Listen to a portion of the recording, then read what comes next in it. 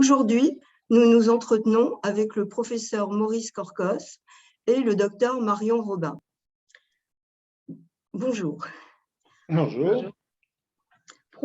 Monsieur le professeur, vous dirigez donc le département de psychiatrie de l'adolescent et de l'adulte à l'Institut mutualiste Montsouris à Paris et vous êtes professeur de psychiatrie infanto-juvénile à l'Université de Paris. Et vous, docteur Marion Robin, vous êtes psychiatre spécialisé dans les adolescents et les enfants, si j'ai bien compris, dans le même institut, et vous avez publié récemment l'ouvrage « Ados désemparés cherchent société vivante ». Alors, le sujet d'actualité auquel nous n'allons pas échapper, ce sont les conséquences de la pandémie actuelle et du télétravail et du confinement sur la santé des jeunes et sur les relations des gens à la psychiatrie. Que pouvez-vous me dire sur ce sujet? Alors oui, je crois qu'on ne peut pas échapper à ce sujet et que ce qu'on a constaté tous, même s'il va falloir attendre un certain temps pour valider les données épidémiologiques qui sont en train de sortir, mais le constat quotidien de tous les services de psychiatrie, d'enfants, d'adolescents, d'adultes jeunes, le constat est le suivant, c'est qu'il y a un nombre assez conséquent de patients qui viennent et qui sont en train de déborder des structures qui étaient déjà fragilisées. Il y a une augmentation, dit-on, de 40% des troubles des conduites alimentaires, de 50% des tentatives de suicide, des troubles anxieux, des troubles dépressifs, de tous les passages à l'acte que vous pouvez imaginer. L'exacerbation de troubles anciens du fait du confinement, c'est quelque chose qui est assez logique. L'apparition de nouveaux troubles chez des familles qui n'étaient pas particulièrement fragilisées, c'est plus inquiétant. En tout cas, il y a un effet de l'environnement, ce n'est pas une mutation génétique, c'est un effet environnemental massif. La pandémie, avec ce qu'elle introduit comme angoisse de mort pour l'ensemble de la famille, et l'effet même du confinement, où tout le monde est à l'intérieur, resserré, sans connaissance de la durée de cet enfermement, de cet isolement, sans possibilité d'aller purger à l'extérieur son excitation, investir ailleurs d'autres domaines, aimer ailleurs, bref, on est confiné, enfermé. Les problématiques anciennes s'exacerbent, des problématiques nouvelles de liens qui se nouent, qui s'étranglent parce qu'il n'y a pas suffisamment de distance apparaissent. Et puis aussi de manière plus matérielle, substantielle, de ne pas aller à l'école, de ne pas aller à l'extérieur où il pourrait y avoir des sentinelles, des vigies qui pourraient témoigner d'un début de trouble. Le fait qu'on doive rester enfermé sans que ce soit possible qu'à l'extérieur, des gens à l'extérieur puissent avertir qu'il y a quelque chose qui est en train d'apparaître, fait que ça s'auto-renforce, ça s'auto-engendre, ça s'exacerbe. D'où l'intérêt, par exemple, de ne pas trop fermer les écoles, tout en faisant gaffe, attention bien sûr aux risques sanitaires, mais si on ferme trop les écoles, si on ne laisse pas cet extérieur pouvoir être un lanceur d'alerte de difficultés intérieures, alors on arrivera un peu tard. Et si on ne laisse pas cet extérieur être un espace où purger un certain nombre de tensions, d'angoisses, de s'en dégager plutôt que de le vivre en huis clos, sans oxygène, dans une famille plus ou moins perturbée, alors bien sûr, les troubles augmenteront. Voilà ce qu'on a observé des effets du confinement. Et vous l'avez observé comment? Parce que les gens, s'ils sont confinés, ils ne viennent plus en consultation. Ou est-ce qu'ils continuent à consulter par téléphone ou comment ça se passe? Alors, les gens qui étaient confinés avaient la possibilité, quand ça n'allait pas, d'aller consulter dans les hôpitaux. Donc, on les a vus venir et dans un certain nombre de zones précarisées, les urgences ont été submergées. Et en dehors, en effet, des venues en présentiel, les multiplications de téléphones, d'échanges mails, de courriers ont témoigné de cette exacerbation des troubles et de cette augmentation du nombre de demandes. Marion ? Pour nous, c'est passé par une augmentation donc, des demandes de consultation, une augmentation des demandes d'hospitalisation, une arrivée des patients à l'hôpital dans des états plus critiques, plus graves, et ayant attendu plus longtemps aussi à l'extérieur, ce qui a joué dans cette gravité importante. Mais dès le départ, il y avait aussi des consultations téléphoniques, des consultations vidéo. Et puis les jeunes ont aussi alerté autrement par les appels au 119, qui est le numéro de l'enfance en danger. Il y a eu aussi une augmentation des sollicitations des services sociaux massives dans cette période-là.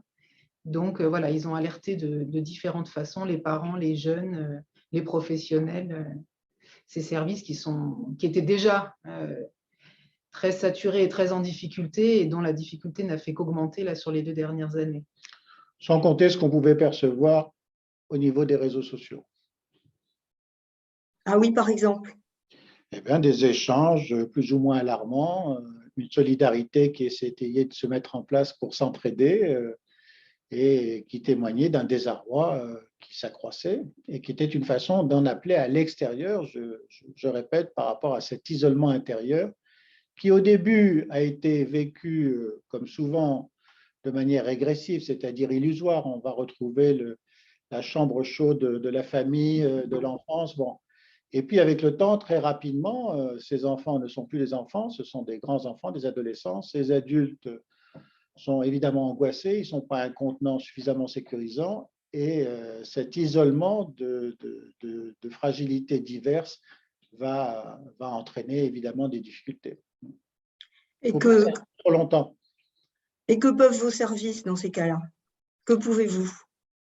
Écoutez, ce service, comme tous les autres services, ont répondu à la demande avec un engagement très fort, malgré les risques de contamination, en multipliant les possibles consultations et en faisant ce qu'ils pouvaient par rapport au fait que nous sommes encore très limités quant aux possibilités d'hospitalisation. Nous sommes dans une situation, et Marion Robin le sait plus que tout autre, puisqu'elle s'occupe de l'unité de crise, où nous avons à gérer au téléphone, en consultation, des situations qu'autrefois nous aurions hospitalisées, mais que faute de place, nous essayons de tenir à l'extérieur avec des risques non négligeables de passage à l'acte, faute de possibilité d'hospitalisation. Les services d'urgence posent énormément d'indications d'hospitalisation, par exemple pour des adolescents suicidaires, mais en les réadressant au domicile par faute de lit, en leur disant ouvertement qu'ils nécessiteraient une hospitalisation, mais qu'ils n'en ont pas les moyens. Et donc, il y a beaucoup de patients qui retournent au domicile alors qu'ils nécessiteraient une hospitalisation. Donc, les psychiatres les voient tant qu'ils peuvent, soit en ambulatoire, soit en post-urgence, pour compenser, mais c'est un système qui est vraiment en mode dégradé.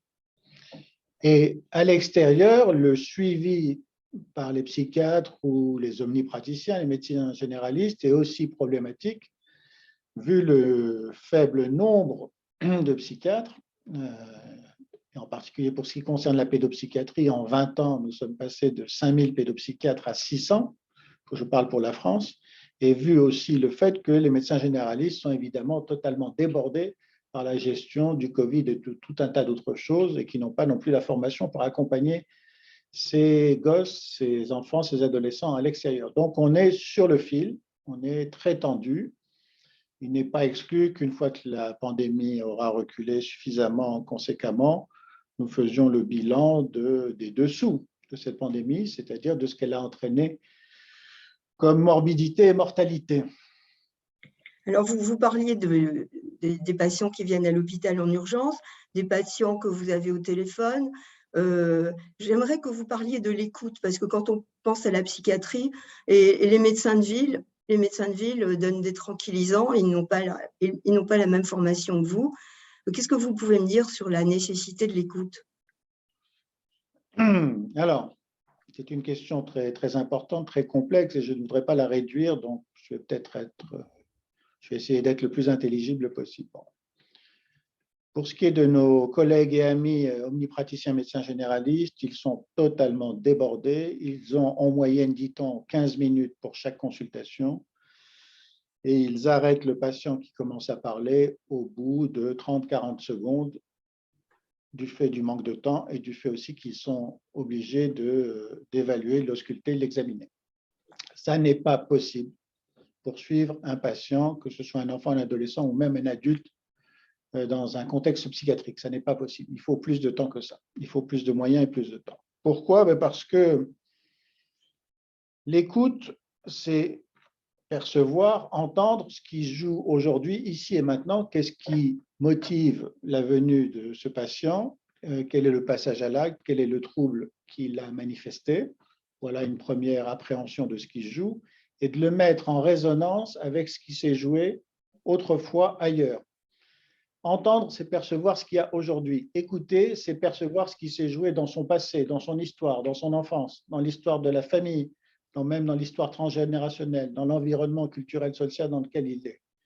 Cet enfant, cet adolescent, tout seul, n'existe pas ici et maintenant. Ce n'est pas uniquement un moment qui est en déséquilibre. C'est un moment de rupture, de crise, de désarroi qui témoigne d'une fracture ancienne, d'une fragilité ancienne qu'il faut évaluer. Donc, écouter, c'est écouter ce que raconte le patient, sa famille, c'est écouter aussi les silences, les secrets inavouables, les paradoxes enfouis, enfin tout un tas de choses qu'évidemment le patient ne va pas pouvoir dire lors de la première consultation. Donc, il faut un temps suffisamment long pour bien appréhender ce qui entoure le passage à l'acte aujourd'hui, ici, maintenant, et qui est lié à une histoire singulière marquée par des événements traumatiques, des fêlures qui vont se réactiver à un certain moment, et en particulier aussi dans un contexte de pandémie avec une aggravation d'un désarroi familial, parental ou du couple. Oui, c'est très important la transmission. Le temps est un sujet qu'on aime bien dans prospective.fr, et là, vous le traitez d'une manière très sensible. C'est important. C'est très important, et je reprends ce que vous avez dit, je ne jette la pierre à personne, mais si nous n'avons pas le temps et si nous n'avons pas les effectifs, et vu la masse, entre guillemets, c'est un terme qui est méchant, mais je l'utilise à dessein, vu la masse de demandes indifférenciées qui nous tombent dessus, s'il n'y a pas les effectifs, si nous n'avons pas le temps, s'il y a trop de monde à voir, nous allons réagir de manière opératoire, mécanique, nous n'allons pas entendre, nous n'allons pas écouter, nous allons prescrire, nous allons gérer, nous allons traiter, nous allons maltraiter, nous n'allons pas soigner. Alors, comment faites-vous pour soigner dans des conditions aussi difficiles, en gardant votre technique d'écoute, justement, et de prendre du temps et de penser au transgénérationnel? Oui, docteur Robin. Oui. Il y a plusieurs choses. C'est que pour prendre soin des patients, on est obligé de prendre soin des soignants. Et donc, il y a une politique nécessaire à mener pour pouvoir entendre les soignants, écouter ce qu'ils ont à dire aussi et pouvoir leur donner les moyens de soigner. Ce qui aujourd'hui est une forme déjà de difficulté à mettre en place, et le professeur Corcos insiste pour garantir ces moyens-là pour les soignants. Et donc ça me paraît déjà être la base dans le soin quotidien. Pour discuter avec Marion, bon, nous pouvons le dire dans une formule, c'est que si nous maltraitons les soignants, ce qui est le cas actuellement, la société maltraite les soignants, et pas simplement en psychiatrie. Oui. Si nous maltraitons les soignants, nous ne devons pas nous étonner qu'ils deviennent à leur corps défendant maltraitants. S'ils sont stressés, s'ils ne sont pas valorisés, s'ils ne sont pas reconnus, s'ils sont sous-effectifs, s'ils ont trop de patients dangereux, difficiles et qui n'ont pas les moyens, ils vont être maltraitants. Donc, celui qui est maltraité, maltraite. Celui qui est anxieux, traite avec anxiété. Celui qui est reconnu, investi, c'est ce sur quoi insiste Marion, qui travaille dans son unité sur ce thème-là, c'est-à-dire d'investir la communauté des soignants, de les valoriser chaque matin, d'en faire une dynamique de groupe, alors le soin va être plus approprié vis-à-vis des patients. Et d'ailleurs, c'est le point de rupture pour un soignant. Le fait de se sentir maltraitant, c'est le moment où il arrête de travailler. Et les démissions là, en série des soignants à Paris, mais ailleurs aussi, témoignent vraiment du fait qu'ils arrivent à ce point de rupture. Et on est très, très embêtés dans les hôpitaux par rapport à cette situation. Oui, ça c'est un point très important. Un certain nombre de soignants quittent les hôpitaux. Et là encore, on n'a pas les chiffres, on va voir après. Mais nous qui le vivons ici, c'est des hémorragies qui sont très préoccupantes. Ils veulent une autre vie. Le burn-out qu'ils ont subi est lié à la massivité des demandes qu'on leur a imposées, auxquelles de répondre, et aussi, ce qu'a dit Marion, la perte de sens. excès de travail et perte de sens, les gens démissionnent et nous allons avoir beaucoup de difficultés si les infirmiers, les kinés, les médecins, les diététiciens démissionnent comme c'est le cas. Ça va être compliqué. Et comment faites-vous pour les aider à retrouver ce sens? Bon, Marion a insisté, ici, il y a ce qu'on appelle une dynamique institutionnelle, c'est-à-dire il y a un certain nombre de rendez-vous, de réguliers, il y a un rituel de réunion. Évidemment, ces réunions, par exemple, ne sont pas cotées comme ils devraient l'être par les autorités publiques qui vont développer un paiement à l'activité, c'est-à-dire qu'ils vont nous donner des effectifs en fonction du nombre de patients que nous aurons soignés. Ici, dans ce service, nous voyons beaucoup de patients, mais nous consacrons aussi un temps non négligeable à faire en sorte que le tissu soignant soit contenant et qu'il ne soit pas troué. Pour que le tissu soignant soit solidaire, ne soit pas troué, on fait des réunions, des synthèses autour des patients, la façon dont ce soignant a perçu la situation, l'autre soignant a perçu la situation, l'institution où le patient va aller a perçu la situation, le médecin généraliste qui va le prendre en charge. Nous faisons des liens. L'ensemble de ces réunions permettent de faire des liens et d'éviter les trous. Et s'il y a des trous dans la raquette du contenant soignant, les patients vont s'y engouffrer et il va y avoir des passages à l'acte grave.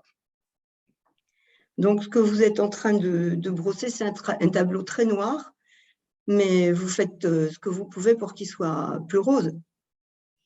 Il y a la jeunesse qui est là. Marion. En tout cas, oui, on essaye de garder effectivement le sens dans la relation avec les patients et les soignants, c'est-à-dire ça devient du militantisme presque à terme, c'est-à-dire de militer pour que le lien ne soit pas anonymisé, opérationnalisé, mais ne soit pas juste un protocole, mais reste un lien singulier, une relation singulière avec ce soignant-là, avec ce patient-là, c'est-à-dire entendre la parole de cette personne-là, la faire circuler et rétablir du collectif là où le lien se délite un peu partout. Donc oui, ça reste quelque chose d'assez... on est obligé d'être un peu militant pour maintenir ça, mais dans le but de maintenir la santé des uns et des autres. Il faut que les gens comprennent que la rencontre avec un médecin n'est jamais anodine, du fait de ce que le patient imagine, projette sur la fonction médicale, soignante, guérisseuse, qui prévient la mort, qui participe à la naissance, enfin tout ce que vous pouvez imaginer. Si vous prenez ça en compte et si maintenant vous le posez sur la question de la rencontre avec un psychiatre, vous imaginez ce que peut être la rencontre avec un psychiatre pour un enfant, un adolescent ou même un adulte, c'est-à-dire la rencontre avec l'idée de la folie, du désordre, de la désorganisation, de l'impulsonnalité. Quel est cet homme, cette femme qui va nous diagnostiquer, nous exclure, nous mettre dans le rang de la folie et du chaos? Bon. Si on prend en compte ces fantasmes qui existent, et a fortiori dans un contexte de désarroi général avec la pandémie, il faut alors que la rencontre avec ce psychiatre ne soit pas un événement anodin. Il faut qu'elle soit un véritable événement qui fasse contrepoids à ces fantasmes, à ces inquiétudes. Et il faut, pour que ce soit un événement, que le temps qu'on consacre à ce patient, le temps qu'on l'investisse dans son histoire d'aujourd'hui, mais aussi passée, soit suffisamment long pour qu'il se sente réconforté, rassuré, accompagné, porté et pas jugé, traité et éliminé. Donc, ça veut dire que vous, contrairement aux médecins qui consacrent un quart d'heure par patient, vous pouvez leur consacrer beaucoup plus dans le cadre de l'Institut mutualiste? Ça veut dire que nous faisons en sorte que ce soit possible et que, par exemple, un premier entretien avec un entretien de l'enfant, de l'adolescent et de la famille, ensemble et séparément, c'est 1 heure, 1 heure et quart. D'accord? Ah oui. Et ensuite, un entretien de suivi, c'est au minimum 1 demi-heure de suivi et avec une régularité qui est de l'ordre de toutes les 2 semaines au minimum. Bon, si on ne peut pas instaurer ça, si c'est 15 minutes et si c'est 1 fois par mois, de mon point de vue, j'essaie de peser mes mots, c'est soit idiot, soit criminel, soit les deux, l'un n'empêchant pas l'autre. Et combien de jeunes pouvez-vous traiter du coup? Alors, Comment décidez-vous ce à qui vous consacrez du temps parce que ce n'est pas élastique. Vous avez raison. Vous voyez, votre question, comme les conditions sociétales, mettent en pression les services en leur disant « Oh là là, si vous consacrez trop de temps à une situation, le temps n'étant pas élastique, vous ne voyez pas d'autres. » Ah non, ce n'est pas ce que je voulais dire. C'est pas ce que je voulais dire. Je vais au-delà de votre question. Je l'utilise pour pouvoir répondre de manière polémique à ce qui peut nous être reproché, parce que vous savez que la psychiatrie vient de passer à ce qu'on appelle la T2A ou la T2C, c'est-à-dire au paiement à l'activité. Avant, les services de psychiatrie avaient une dotation globale et avec cette dotation globale, ils traitaient le nombre de patients qu'ils pouvaient traiter dans une année. Maintenant, ils vont être payés à l'activité, c'est-à-dire ça va être en fonction du nombre de patients qu'ils auront des moyens. S'ils nous donnent moins de moyens parce que nous voyons moins de patients, alors on va rentrer dans une logique néolibérale, pour dire les choses, c'est-à-dire que les gens vont se précipiter à avoir un nombre de patients plus important, mais dans un temps plus limité. Et je répète que ce n'est pas traité, mais maltraité, ça, mais au moins ils auront les subsides correspondant à une fausse activité. Je dis qu'il faut prendre du temps pour chaque patient. Ça veut dire que nous n'avons pas la possibilité de voir tous les patients qui nous appellent pour des demandes de consultation et d'hospitalisation, mais nous faisons en sorte ici en consultation que toutes les demandes que nous ne pouvons pas honorer soient reconduites à l'extérieur et nous faisons en sorte de trouver une solution à l'extérieur. Et Marion, pour les situations de crise? On s'organise avec tous les services hospitaliers, effectivement, pour trouver des solutions. Mais là, on est bien en dessous des demandes. Et ça, c'est aussi ce constat-là qui est que si on veut soigner tout court, c'est-à-dire soigner, être efficace dans le soin, on a besoin de certains moyens. Si on ne les a pas, ça nous engage d'autant plus à réfléchir et à donner un retour à la société ou aux différentes institutions sur les autres moyens d'action que le soin. C'est-à-dire que par rapport à la souffrance psychique, on voit là, nous, on est les derniers maillons un peu de la chaîne sociale qui fait qu'on observe un peu ce qui arrive là et qui ont traversé différentes situations d'adversité. Et du coup, c'est important pour nous de restituer aux différentes personnes, à la société, la réflexion qu'on a sur l'observation qu'on a de la part liée à d'autres facteurs qui pourraient être prévenus avant d'arriver en psychiatrie. Oui, par exemple. Un exemple, le premier exemple, c'est la question des violences domestiques. Des situations d'adversité. Les jeunes arrivent en moyenne à 15 ans chez nous et en 15 ans, ils ont déjà vécu un nombre de situations d'adversité qui est impressionnant et qui serait accessible à de la prévention largement. De la prévention en soutenant beaucoup plus les parents dans l'éducation de leurs enfants, en soutenant la protection de l'enfance de manière beaucoup plus drastique, pour qu'ils puissent intervenir de manière précoce sur des jeunes, des très jeunes, ou dans lesquels beaucoup de monde observe déjà un dysfonctionnement très tôt, 2, 3 ans, 4 ans, et ils arrivent 10 ans après et il n'y a rien qui a été fait, par exemple, alors que déjà l'école observait des problèmes très tôt. Donc là, il y a des moyens qui peuvent être mis en œuvre beaucoup plus tôt et décharger ainsi le soin et permettre du coup de soigner un nombre moins important de patients qui arrivent là à 15 ans. C'est-à-dire, est-ce que c'est à l'école qu'on doit observer que des enfants sont maltraités et mettre le haut là ou... Oui, c'est ouvrir les yeux dans toutes les institutions où les enfants sont accueillis, c'est ouvrir les yeux sur les violences qu'il y a dans les familles, c'est ouvrir les yeux sur les abus sexuels, sur les incestes, c'est traiter ces questions-là bien en amont de la psychiatrie, traiter la violence indépendamment aussi de la psychiatrie. Elle ne se réduit pas à la psychiatrie en est un des révélateurs. Mais voilà, on estime aujourd'hui que on estime que 47% des pathologies de l'enfance sont en rapport avec des violences sexuelles et 30% des pathologies de l'adulte, ce qui est quand même un chiffre assez majeur. Et donc, on a besoin d'avancer sur ces questions-là de manière très importante.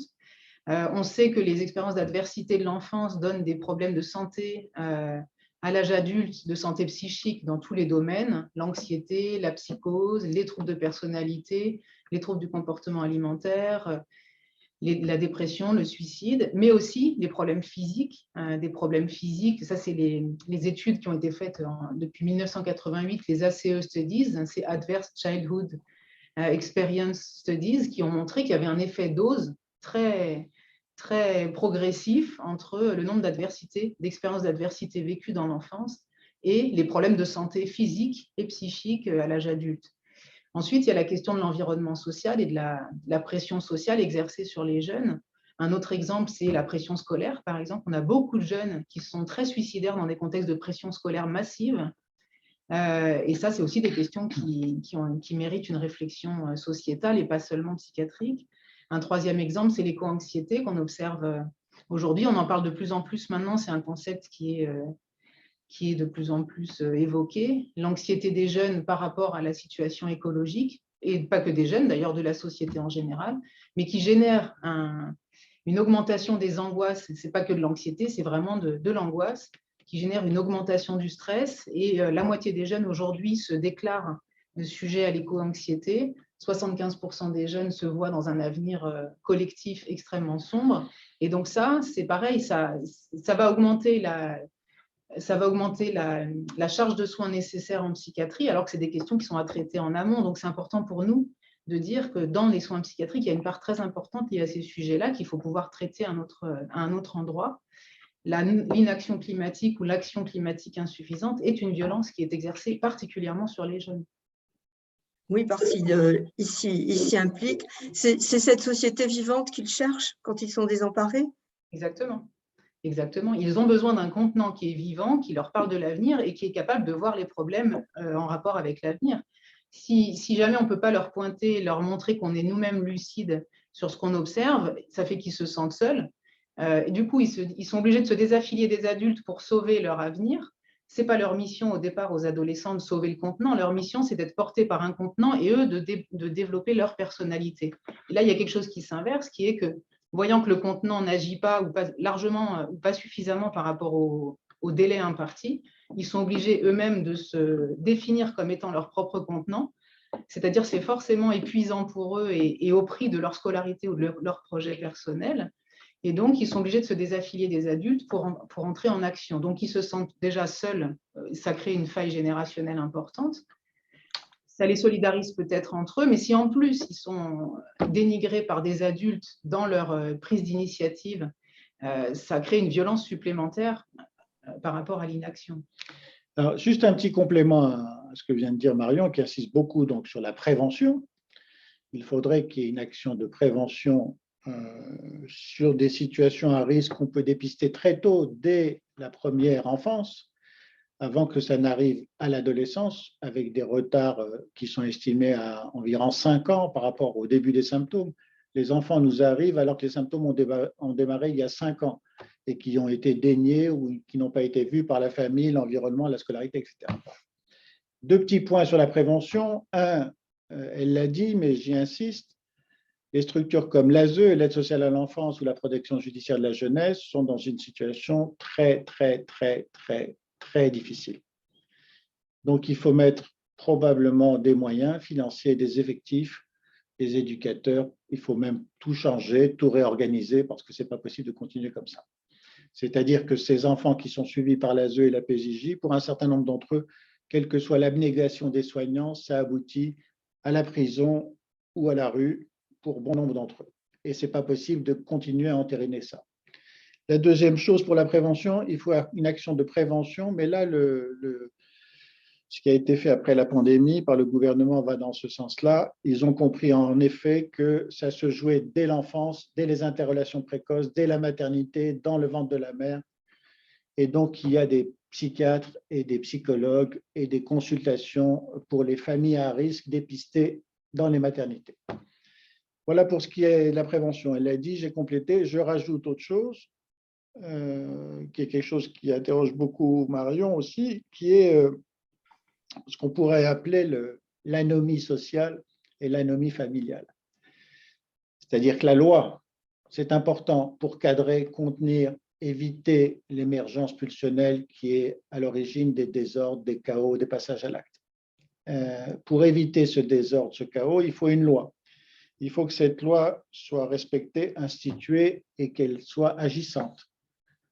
La loi à l'école, la loi avec la magistrature, la loi avec la police, ces institutions que sont l'école, que sont le judiciaire et que sont la police, on ne peut pas dire que ça aille suffisamment bien. Il y a des manques d'effectifs, il y a des manques des moyens, il y a des délais avant que les patients puissent, que les bourreaux des adolescents qui ont été victimes d'abus puissent être jugés, qui sont des délais trop ridicules, trop longs et qui entraînent encore plus de désarroi dans les familles. Bon, si ces institutions que sont l'école, que sont la justice, que sont la police, ne retrouvent pas un équilibre par rapport au fait qu'ils sont là pour édicter une loi, si ce n'est une morale, eh bien, il y a fort à parier que si cette loi n'est pas entendue, si ça n'est que du papier, si on ne perçoit pas qu'en effet, il y a une justice qui agit et relativement vite pour cadrer, alors il y aura aussi une anomie familiale, c'est-à-dire que la loi à l'intérieur des familles ne sera pas respectée et que les enfants, les adolescents seront traités comme des objets avec les maltraitances, les négligences, les abus que nous connaissons et que nous rencontrons ici. Donc, c'est en amont et en aval qu'il faut agir pour que les services de psychiatrie ne soient pas trop engorgés et qu'il n'aient pas aussi à gérer des choses qui ne les concernent pas vraiment. Mais alors, à qui vous adressez-vous? Qui peut agir? Comment faire? Comment, par exemple, éveiller des vocations pour les services d'assistance aux enfants qui sont, vous dites, en sous-effectif? Comment inciter la loi à faire respecter la loi? Par rapport aux soignants, en tout cas, la question des salaires était déjà évidente depuis plusieurs années. C'est-à-dire que les soignants n'arrivaient pas à rester sur Paris du fait de leur salaire. La pandémie a été la goutte d'eau qui a fait déborder le vase. Donc déjà, ça, c'est la reconnaissance des métiers qui s'intéressent à la relation humaine. C'est un vrai symptôme dans notre société. Donc ça, c'est déjà un point de départ, une prise de conscience de ça. Après, sur la question de la justice, là, les choses sont en train d'évoluer. Il y a quand même sur les 2-3 dernières années, effectivement, des effets de prise de conscience et d'évolution sur ces questions-là. Donc, on espère, sur la prévention aussi, il y a plus d'appels d'offres du côté de la prévention là, sur les 2 dernières années. Et le Covid et le confinement et les effets de l'explosion des maltraitances à enfants et des appels au 119 pendant le confinement ont été aussi l'occasion d'une prise de conscience. À quel prix? Mais voilà, on espère que c'est des choses qui vont permettre de bouger et d'avancer dans ces directions-là de la prévention. En tout cas, moi, j'ai le sentiment qu'il y a plus de moyens il y a plus d'intention de mettre des moyens sur ces questions-là, mais il faut voir. Ah ben c'est une petite ouverture alors. Ça veut dire que quand même les pédopsychiatres ont une influence sur la société. Écoutez, on va voir. On va voir. Mais vous avez vu dans le programme des différents postulants à l'élection présidentielle un intérêt marqué pour l'école, la justice, la santé, plutôt que la question de la migration? Je ne crois pas l'avoir perçu. Hélas, non. Je vous remercie beaucoup. Est-ce qu'il y avait un autre message que vous auriez voulu faire passer?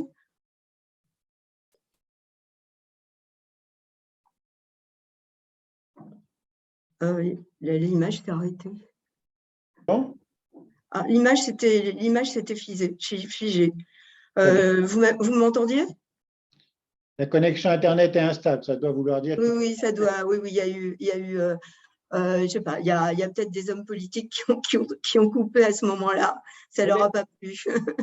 Mais la majesté de la bibliothèque qui est derrière vous m'incite à rajouter quelque chose qui est le livre, par rapport à la question des réseaux sociaux et par rapport à la question de l'écran. Internet est un outil exceptionnel qui permet une ouverture au monde qui n'a jamais existé il n'y a pas si longtemps. Mais évidemment, tout dépend de ceux qui sont les opérateurs et de ce qu'ils transmettent dans ces réseaux. J'ai bien peur que ce qu'ils transmettent pour la grande majorité, ça a été évalué, c'est soit du sexe, pas de la sexualité, donc du sexe orgiaque, pornographique, soit de l'argent, c'est-à-dire comment engager une relation avec l'autre qui soit pécuniaire. Bon. Le livre a l'avantage, contrairement à l'écran, que quand on le lit, la qualité de ce qu'il transmet peut être suffisamment bonne pour qu'on s'y intéresse et qu'on ne le lâche plus et qu'on le dévore et qu'on passe la nuit avec. Mais aussi, il a une autre qualité, c'est que si jamais la transmission de ce qu'il dit n'est pas bonne, on peut lever les yeux du livre et commencer à rêver et s'en détacher. Les écrans ont un pouvoir addictogène, effarant, surtout si le comestible, c'est le sexe et l'argent. Donc, si on pouvait transmettre à nos enfants et nos adolescents via des objets, des médiums qu'ils pouvaient maîtriser plutôt que des objets qui les maîtrisent, je pense que ça irait mieux aussi. Vive le livre. Sur notre site, notre site est avant tout un site de lecture. Et dans tous nos articles, souvent, nous renvoyons à des livres pour en savoir plus. Donc, j'espère que nous contribuons à cela. Eh bien, merci à vous. Merci d'avoir répondu à mes questions. Merci beaucoup. Au revoir.